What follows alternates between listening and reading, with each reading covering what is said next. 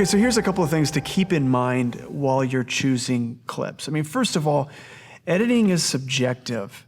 If Gary edited a story and I edited the same footage, it's going to be different. I mean, yes, we've got a story structure and there's some kind of main checkpoints that we want to hit along the way, but a lot of it is how does you respond to this? How does this make you feel? And I'm choosing clips that connect with me. And really trying to keep in mind also my audience, who's going to be watching this. And so I'm trying to select clips that will connect with my audience and really that ultimately connect with me. Another thing to keep in mind is that you don't need to repeat yourself.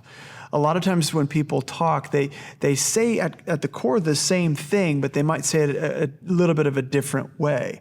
And when those types of things get into your story where they're continuing to repeat themselves, that's when your story is going to get boring really fast. So you got to decide of the two that he kind of says the same thing, which one are you going to keep in? Those are the types of decisions that you're making as an editor. The next objective that we want to talk about is the importance of balancing facts and feelings. I was talking about kind of doling out information earlier.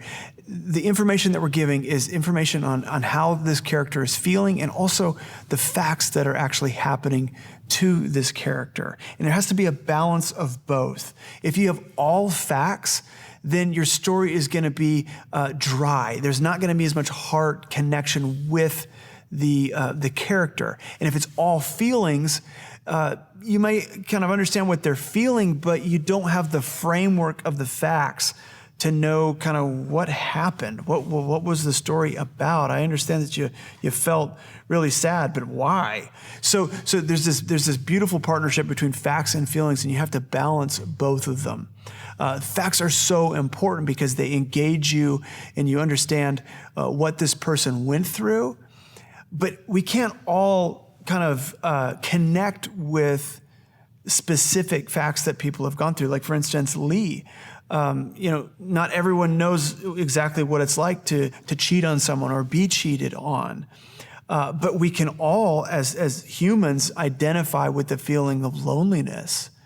I may not understand exactly what Lee was going through, but when he talks about being alone or feeling like, man, he doesn't have hope, there's times in my life that I can look back and go, man, I know what that feels like. I know what he was feeling.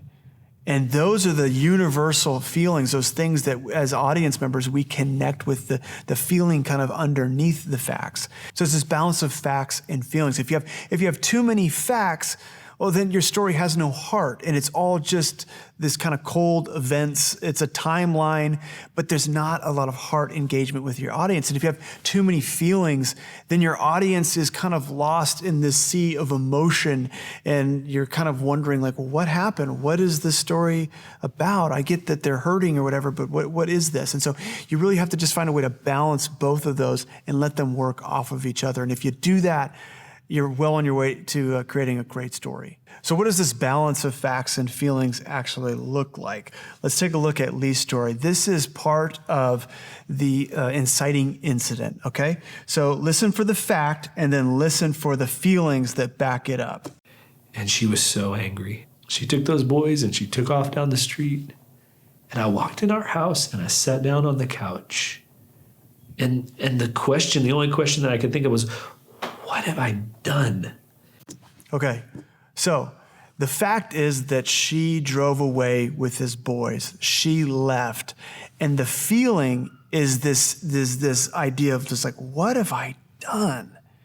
And we can all relate in some way to making a mistake in that feeling of just like, oh, why did I do that?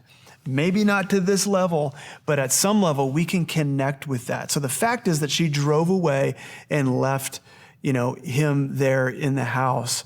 And the feeling is this idea of just like, oh, what did I do?